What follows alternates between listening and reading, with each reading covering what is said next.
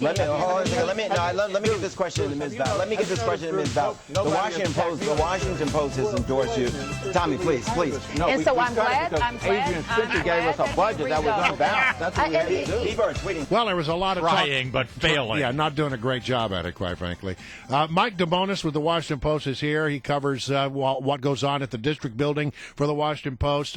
Okay, Mike, so did you watch the debate last night? Did you see anybody that emerged in that pack? Yeah, I sure did watch the debate. Well, it really was a scrum last night. There wasn't a lot of emerging to be done. Yeah. There was just a lot of crosstalk. There was a lot of talking over each other. There was a lot of just everyone trying to get a word in edgewise. It didn't seem that anyone really distinguished themselves. I think we're pretty much on the trajectory we were previously, which was that as our poll showed earlier this week, we're sort of emerging into a two-person race here between Vince Gray, the incumbent, and Muriel Bowser, who's really neck and neck with him at this point. Now, what's interesting in that poll that you talk about is that Muriel Bowser seems to have some momentum. Vincent Gray, he's got just about the same numbers he's had from the very start. He hasn't budged an inch. That's right. He has been rock solid, but the problem with me is that he's rock solid at 27% rather than 35-40% or higher than that, and it's really there's a big open question where you can win with 27-30%.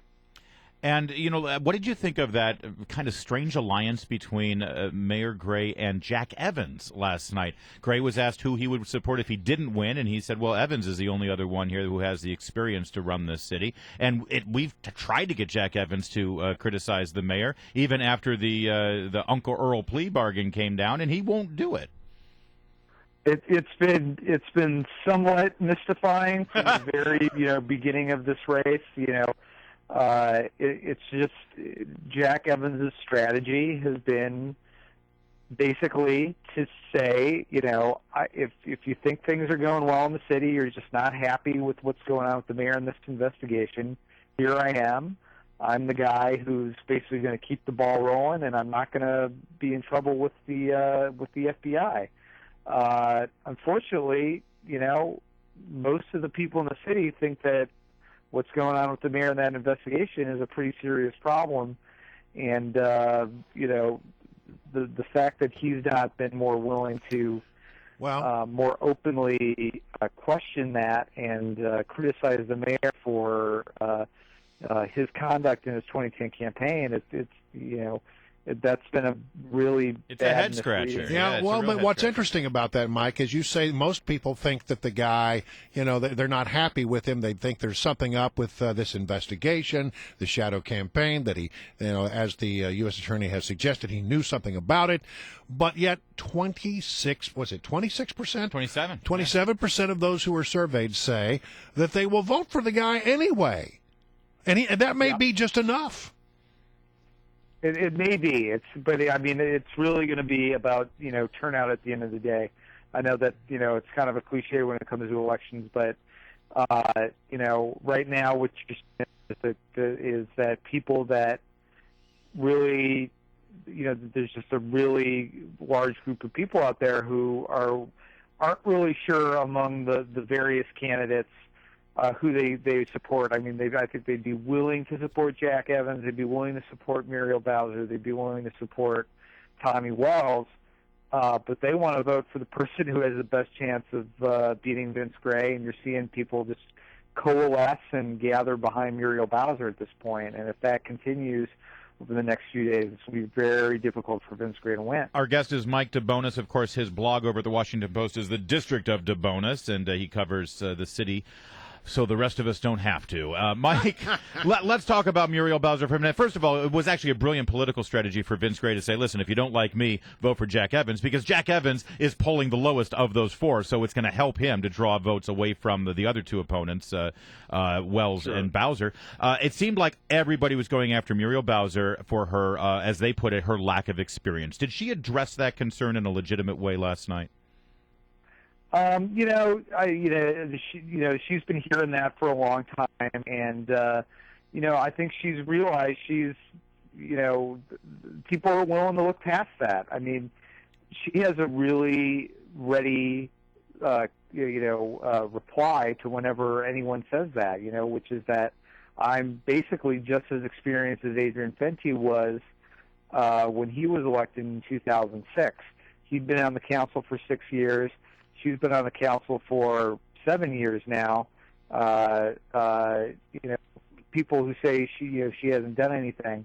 And, she's going after the same Adrian Fenty's voters, and the minute they hear that, they're like, oh, okay, Fenty worked out for me. I guess I'm willing to give you a chance. I don't think that the experience issue is gaining traction.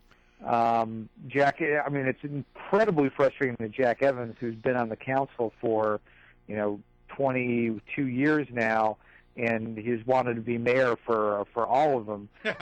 For somebody who's a relative youngster as far as he's concerned, pretending like they know better than he does how to run the city.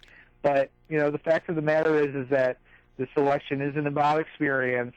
It's not about who's got the longest record. It's about it's about other issues. It's about trustworthiness. It's about things like that don't necessarily translate into years of service.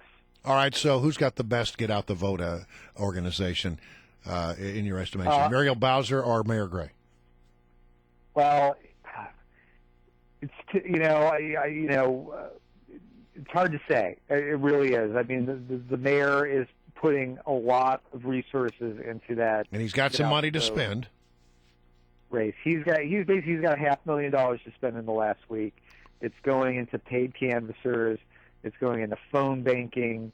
It's going to what's called knock and drag, which is just get vans on the street, target your voters, make contact with them, and get them to the polls. Say, knock, knock. Muriel Please come with Bowser me. also has a very sophisticated voter targeting operation. She knows how many voters she needs to get to the polls in every precinct. She's targeted that number. She's got a volunteer corps too. But her supporters are, as one of my colleagues put in the paper today, her supporters are a little more squishy. They're not quite as determined to go to the polls for her the way Vince Square. Well, they're too busy standing in line for their double foam lattes at the Starbucks. Yeah, if I can characterize it. And part of the thinking is that with the Gray voters, they're like he's our man, and and they're leaping to his defense. An undercurrent of that he's getting a raw deal here, and we got to stand up for our guy. Mike DeBonis, we got to wrap it up. She doesn't have that same sort of passion. Right. Sentiment behind her. Thanks, man. We got to wrap it up. Thanks for joining us. It's going to be fun. We'll have you back right after the election on Tuesday. Looking forward